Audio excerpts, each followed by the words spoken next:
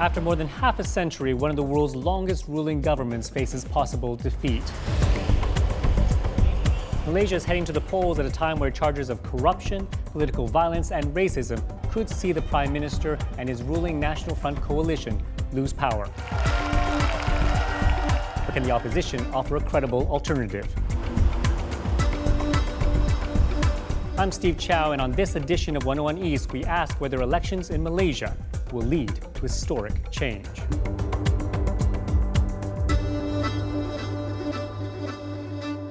This week on 101 East, we're in the capital, Kuala Lumpur, to debate the key election issues in what could be the closest race in Malaysian history.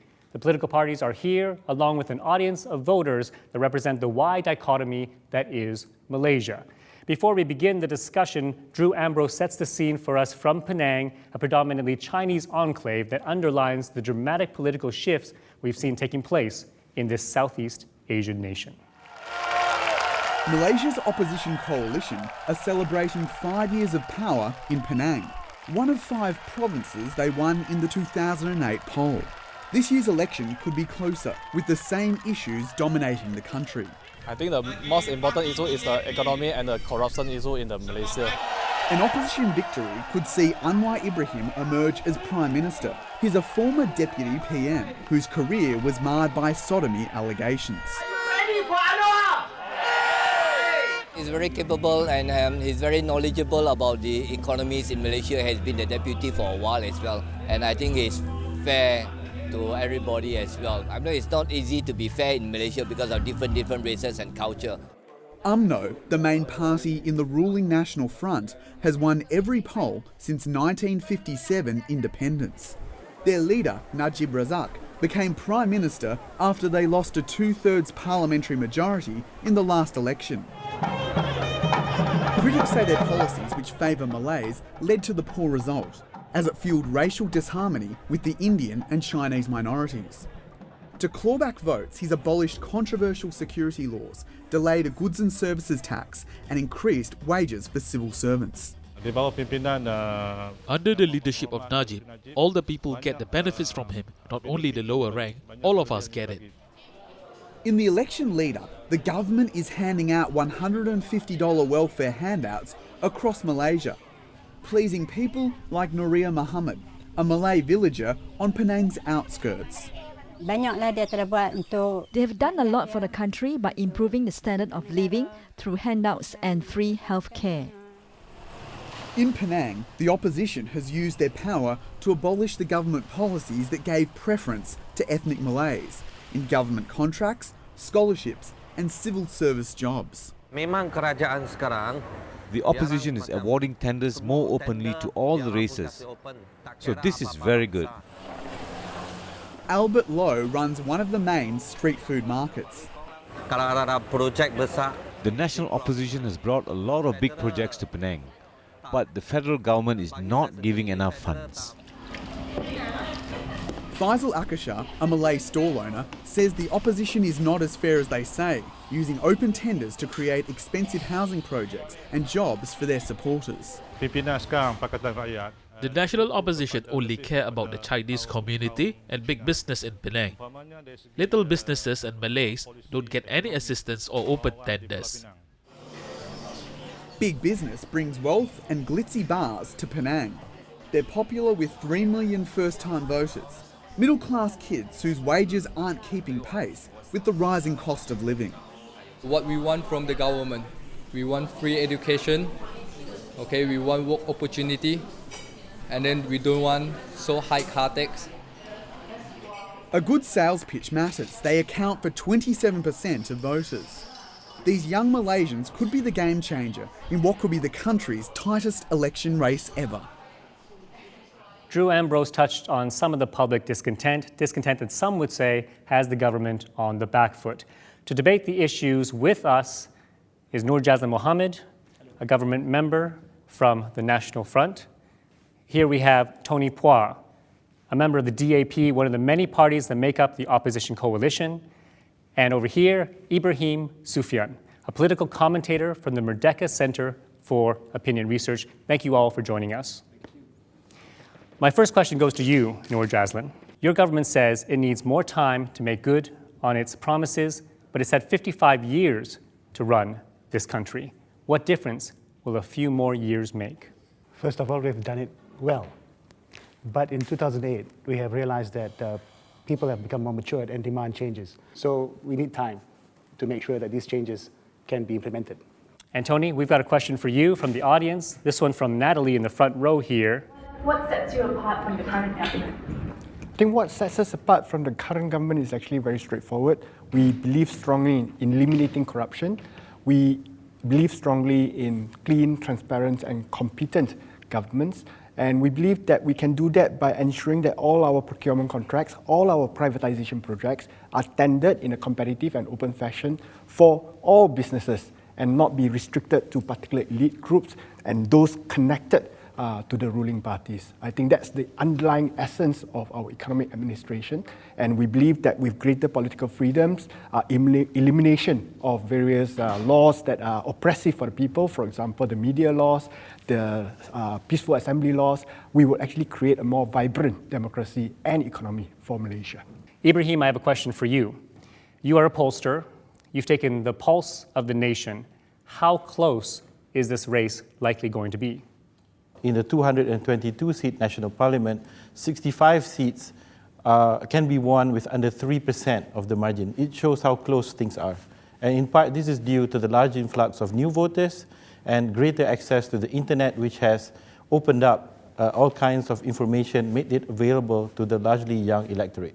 And building on what you just said, some would say that part of the reason for the current discontent is that voters now know much more than they used to. In the past, traditionally, the state media was controlled by members of the ruling coalition. But what has changed, as Ibrahim has mentioned, is the introduction of the internet, the fact that the public can now access social websites to find out more about what their politicians are up to.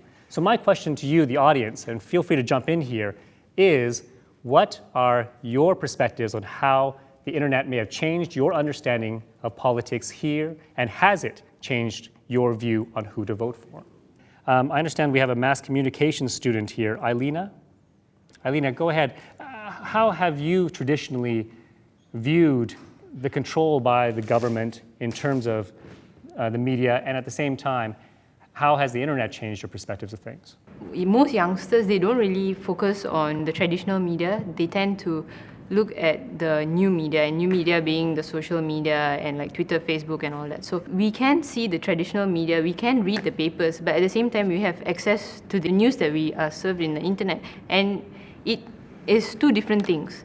So as young voters, it has changed the way we think, and it has also influenced the way we vote. Well, Noor JAZLAN, do you believe that the media, the conventional media, whether it be newspapers and TV stations, are free and fair, that the opposition gets a fair shake when it comes to coverage? I think they are. Printed press, okay. No, there's a lot of laughter here. No, because... Can you truly say that? Social media and the internet is free and fair. You said the social media and the internet, but is the state media I'd like run to by the pick a coalition? point of one of our panelists who said the young people today are matured enough to know, which story is right or wrong. And they have two sides that they can actually ponder upon and make their decisions. So there is media freedom in the country. What about the older generation that don't access the internet, where they rely on the TV3, the state-owned media, as well as the state-owned papers for their information? Access to media, you have it, right? The older generation prefer the printed press. The younger generation prefer the internet. But you have freedom, full stop. Tony, I have a question for you here. Sure. If the opposition did in fact come into power, would you ban politicians or political parties from owning media establishments? Media licenses should be given freely. What has happened today is media licenses are only given to media outlets owned by the ruling government political party. So are you saying that you would allow for an even split of ownership in terms of, Anyone can set up a newspaper. They should not require an official license from the Home Ministry. But how does that deal with concerns over propaganda? Why not just ban politicians from owning them outright? I think it is okay for different papers to give different editorial opinions. the Barisan Nasional component parties can have their papers, Pakatan can have their papers, independent newspapers agencies can have their papers. Now what's the problem is only Barisan component parties can own mainstream papers, and that is restricting the flow of information on the printed press, as well as the television organs. Okay, Tony, thank you. Let's move on. One of the things people do see a lot in this country, in the Malaysian media, is this picture of racial harmony.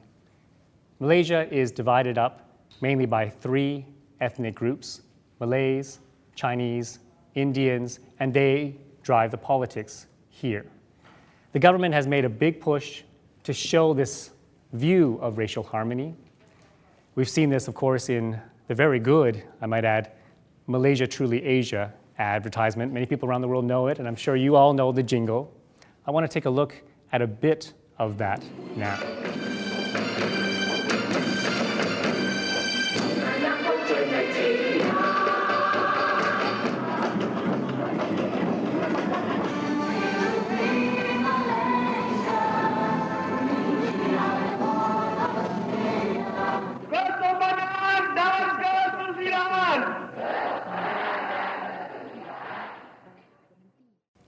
How accurate is this picture of racial harmony? Specifically, does the government ensure that all races are treated equally? All right, I see someone reacting here in the second row. What you're seeing is basically a Disneyland version of the country. And the reality is, it's legally, constitutionally, this country treats different ethnic groups differently. And that cannot be denied. And I think over the years, what has happened is that an understanding, perhaps, that certain measures are required for economic fairness, etc. I think it's gone so far, and that it's become an issue which is deeply unfair. And on top of that, politicians constantly use race to divide people, to the point that, you know, they say, if you vote for us, we will save you. If you vote for the other side, you will be destroyed. So there is no such thing as true, meaningful racial unity in this country. Does anyone disagree or agree? Go ahead. Totally agree with you. There is no truth in that. I've lived abroad for 17 years. I've never seen those Indians playing that drum in Malaysia, Truly Asia. JAZLAN, I turn this back to you. We've heard from some comments from people in the audience who say that, in fact, the ruling coalition at times uses race for its own political benefits. Many times, politicians of the ruling government have raised the specter of the 1960s race riots, saying that if the opposition is voted in, then the 1960s race riots that saw hundreds, perhaps thousands killed, will return once again. Is that fair to do that, or is that just simply scaremongering, considering that Malaysia today is a modern society? Well, I don't agree with that statement.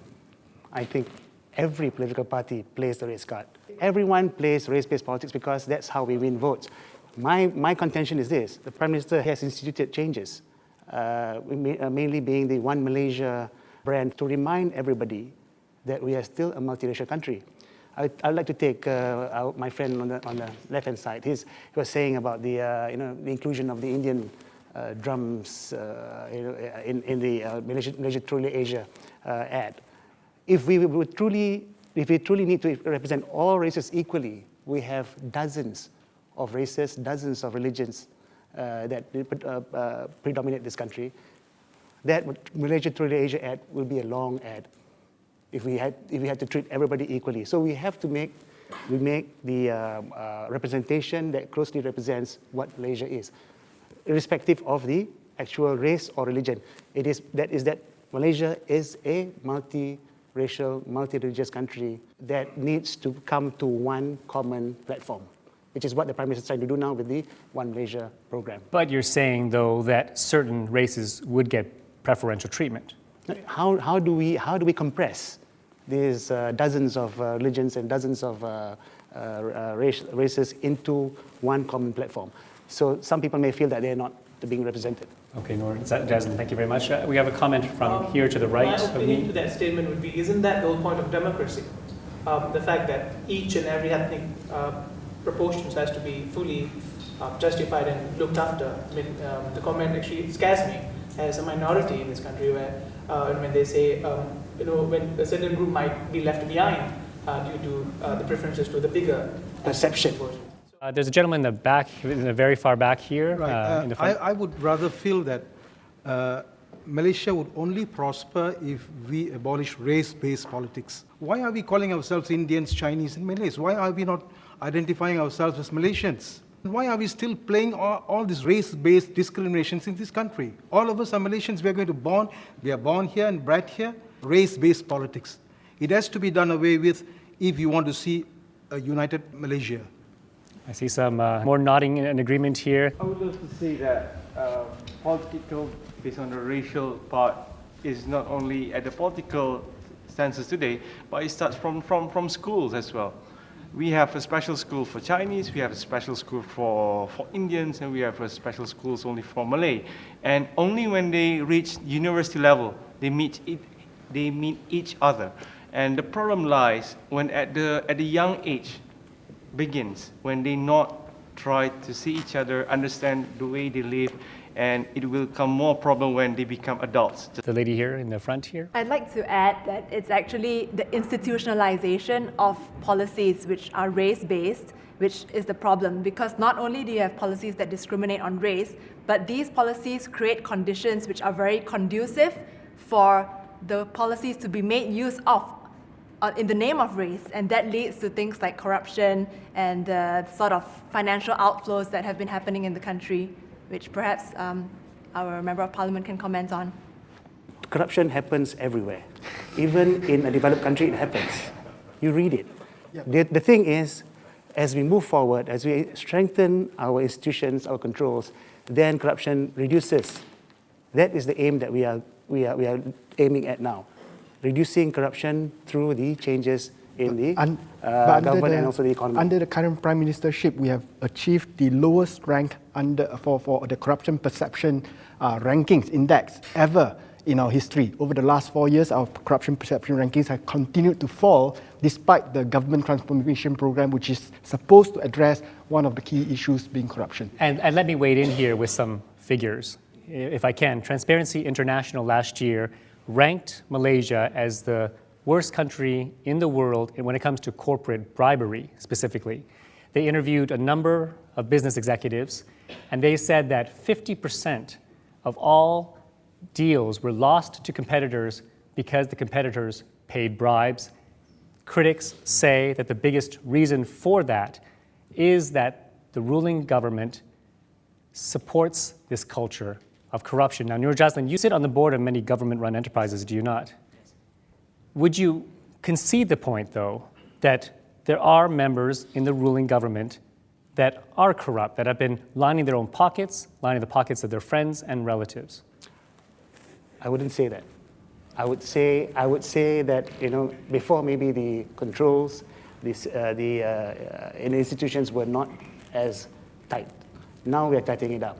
But what about all the charges that are in court at the moment? There's been one conviction that's being appealed. There's a number of other ones that are going through the system now. Some major ones. I don't want to go into specifics because we all know them here. But can you say truly that... Isn't it good? For the first time, action is being taken. People are being taken to court, charged, and convicted. That's change. We move forward, but it takes time. Sorry, just to add on the points of corruption. In 2010, the Global Financial Integrity Report stated that up to 200 billion ringgit of illicit funds flowed out of Malaysia, and this is the top 3 in the world. So to compare Malaysia against the region, we're number 2 in Asia after China.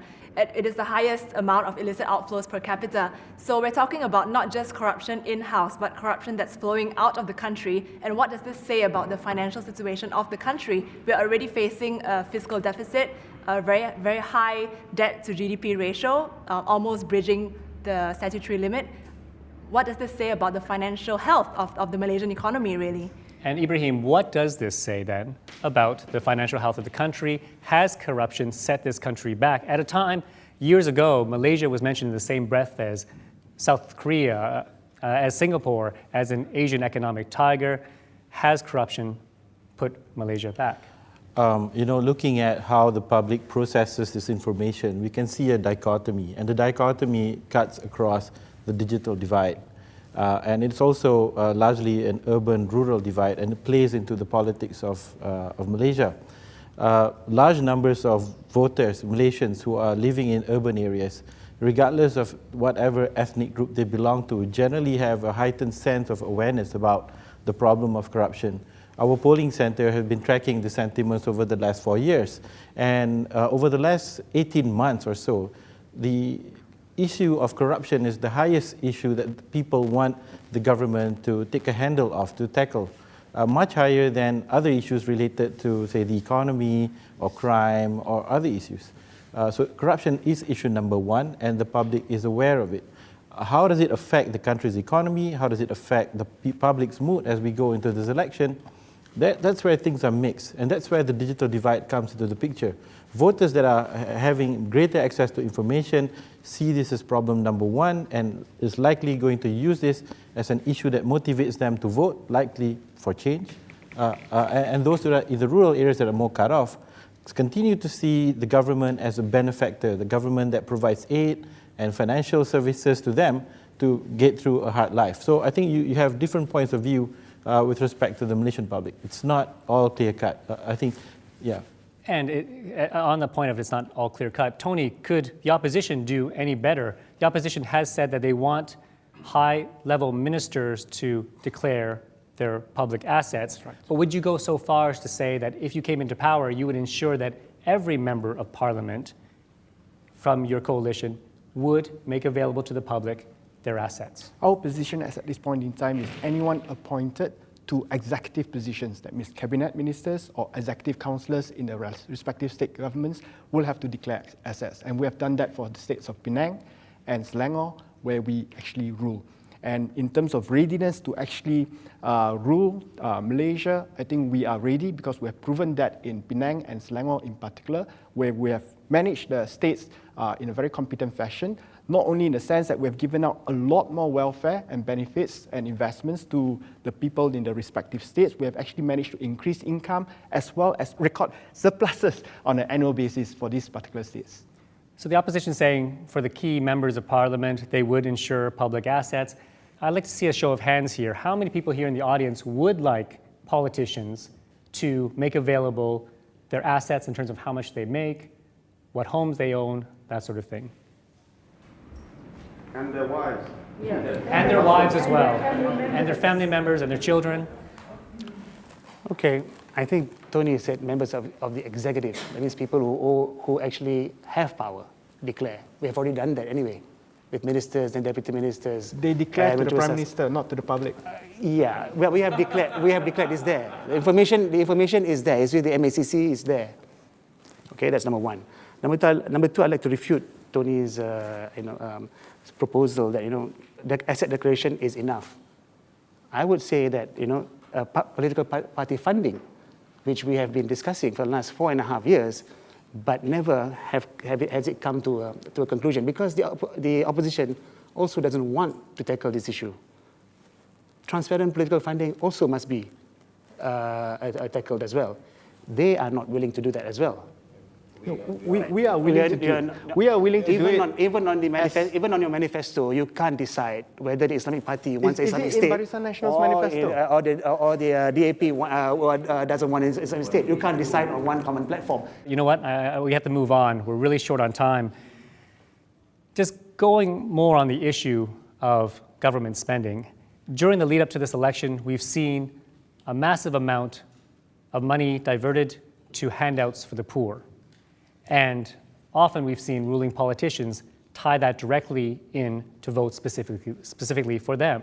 The Prime Minister himself did just that very thing at a party candidate's rally a little while ago. I just want to go to that video now. Okay, the understanding is quite simple. You help me, I help you.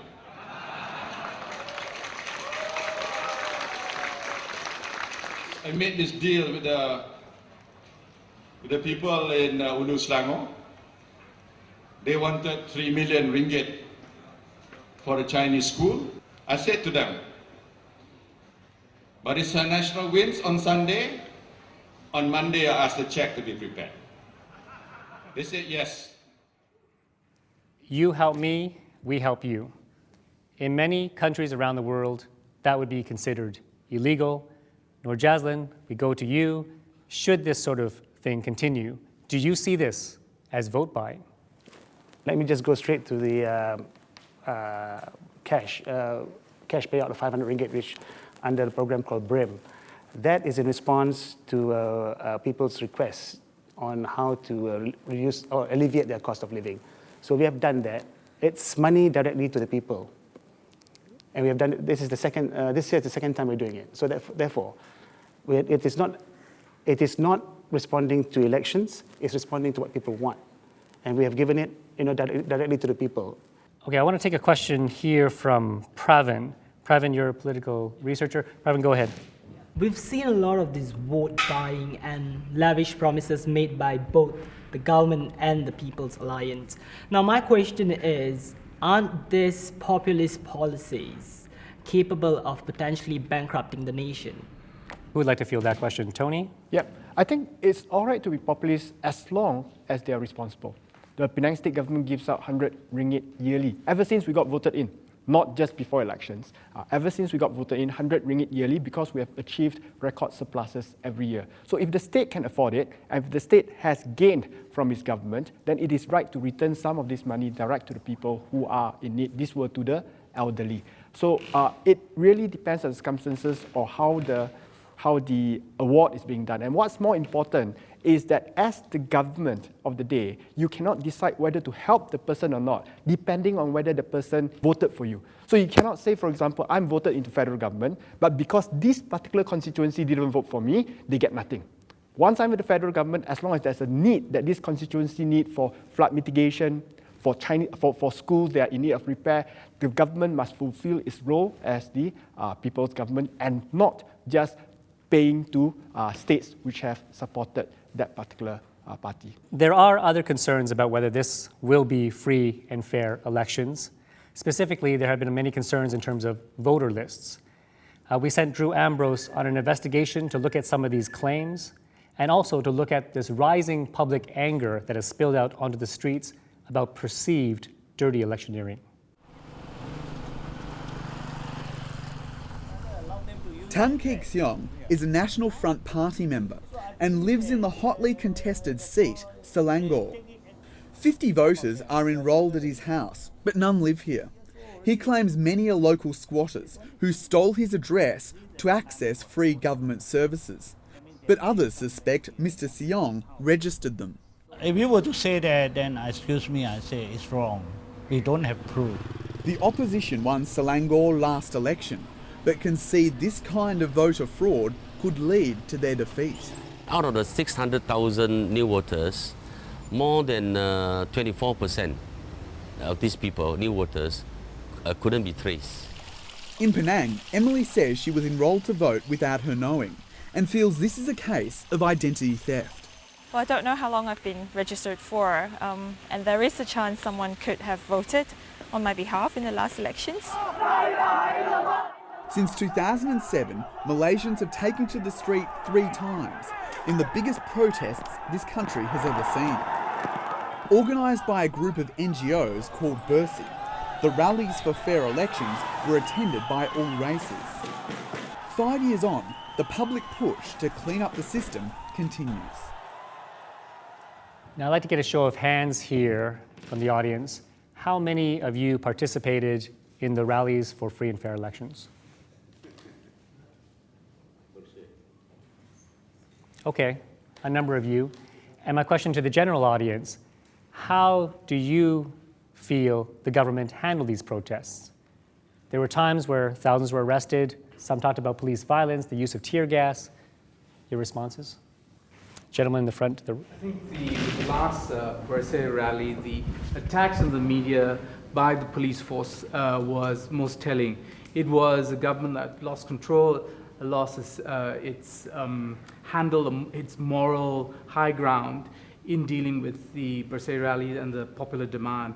And the attacks on the media were a failed initiative. It was the idea that somehow they could control information if they attacked journalists. It didn't work, and it backfired on them.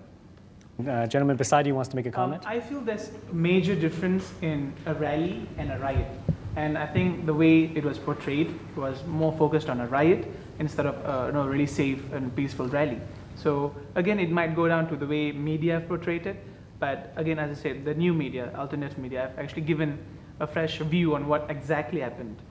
This riot has been used by the opposition to their own political interests, not to ask for the fairness of the election. Ibrahim, despite the controversies over many issues about free and fair elections, corruption, the popularity of the rating of the Prime Minister, Najib Razak, remains very high. What would you say have been some of the moves by the government that have been viewed positively by the public?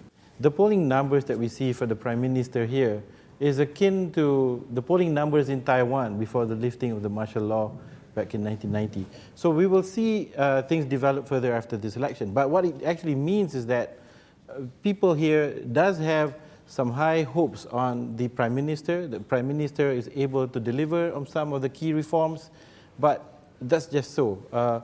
The impressions that people have of the political party, of the government, is significantly lower than that of the Prime Minister. So there's a lot of expectation, hopes riding on him and on his ability to deliver on them on this election. The slight problem that it may pose for the government is that it's a parliamentary system.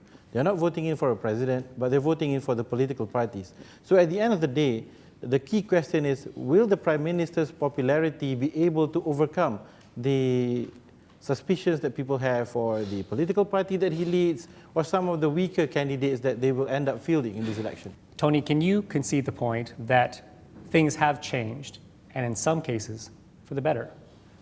I will concede that there were attempts to create a better impression. There were measures taken to improve things, but what we have seen to date was that the results have not been forthcoming. So we still see mega projects being awarded without any open tenders to certain parties. We still see many privatization exercises conducted without any transparency.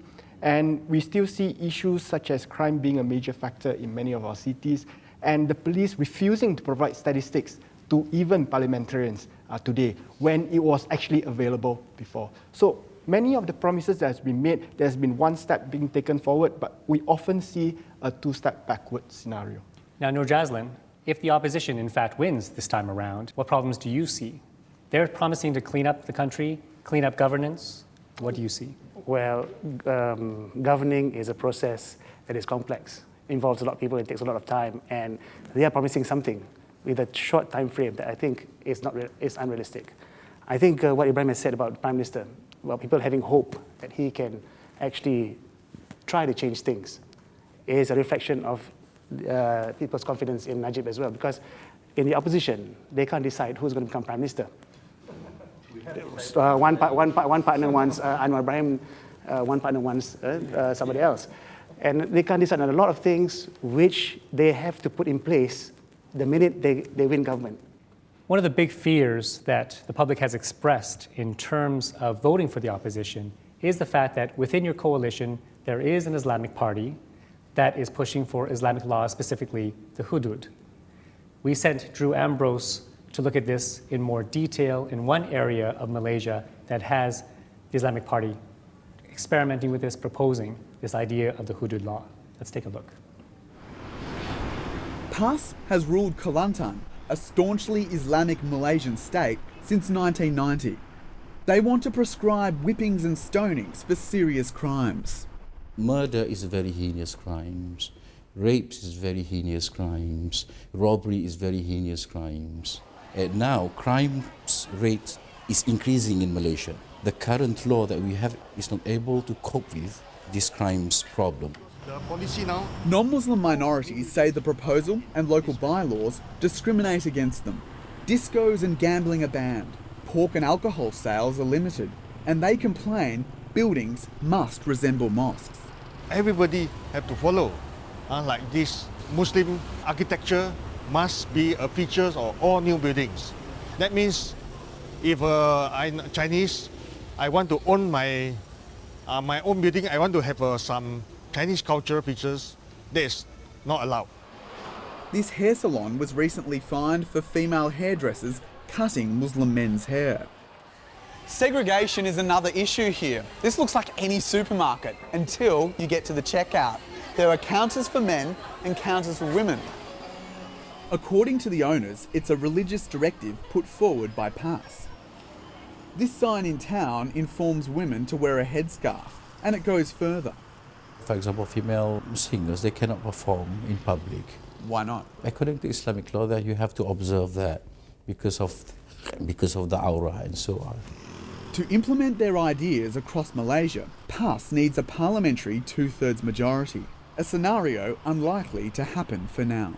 Now I'm going to take a question here from Art in the audience. Art, you're in the middle here. Yes. Go ahead. Thank you. Webi Tony Pua. A key member of the People's Alliance or the Opposition Alliance is the Islamic Party of Malaysia, PAS.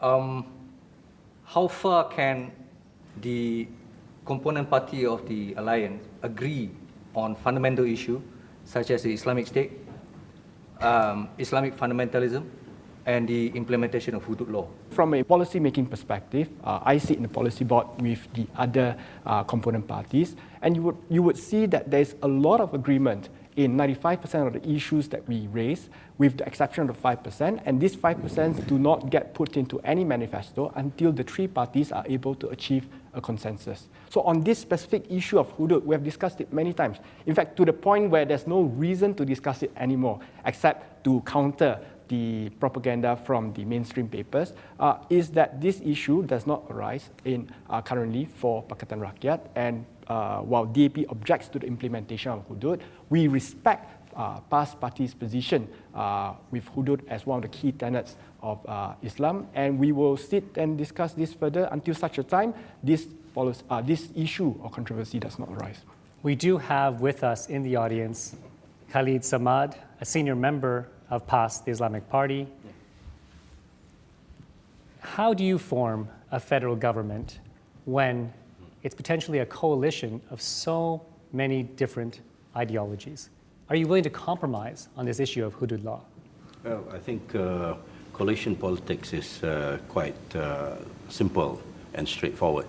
What you have to do is that you can only implement policies which you have a consensus on. I've been to Germany, I've seen coalition politics in practice, and this is what is the basis of Pakatan Rakyat. On issues that we have a consensus on, then that's implemented. Those that we don't agree, then we agree to disagree. And are you agreeing to disagree on the issue of hudud, that you're not going to push for that right now? Right. And at the same time, PAS will continue with its agenda in trying to get public support. And in the final analysis, all governments have to accept what the population and what the society wants. I mean, that's democracy. So whatever that we don't agree on, we'll refer to the public, and we'll refer to the people. Speaking of religion and politics, I'd like to take a question from Joshua. Joshua, are you here somewhere? Joshua, go ahead. The question is, how open are both the parties in appointing a non-Muslim prime minister? Everything is down to the constitution. When it comes to appointing the prime minister, we have to obey the constitution as well. On the question of whether it's possible for a non-Malay prime minister to be appointed, yes. Tony, how would you answer this? I think such an event on paper can happen, but it can only happen if the majority of Malaysians are able to accept such an outcome. So until such a time when the majority of Malaysians are able to accept such an outcome, we will see a prime minister from the Malay ethnic community. Closing statements from the both of you. First one goes to Tony Pua. How can voters trust you to form a credible government? I think the biggest difference between this current election and the previous election is the voters throughout the country, regardless of whether they stayed in Selangor, where it changed government the last round, or in Johor, where they did not change government, they can actually see the performance of Pakatan Rakyat state governments in action throughout the country. And that has allowed many voters, I think, to see that a change of government will not ruin the country. In fact, a change of government in many, many aspects will actually bring further advancements and development for the society in Malaysia. And I think that makes a big difference in the coming general elections. Nur JAZLAN, why shouldn't voters vote you out this time around? We are the most prepared to become government. We have a coalition of 13 parties. We have a very set way of doing things, which we are changing according to the people's wishes. The opposition can't even decide on their common manifesto. Are we going to become an Islamic state or not? Answer that question first, put it on paper, and then let the people trust you. Nur JAZLAN, Tony, Ibrahim, audience, thank you all for joining us. That's all the time we have for this edition of 101 East. You can always watch our program on Facebook, Twitter, on our webcast, as well as our podcast. From the whole team here in Kuala Lumpur, thank you very much for watching.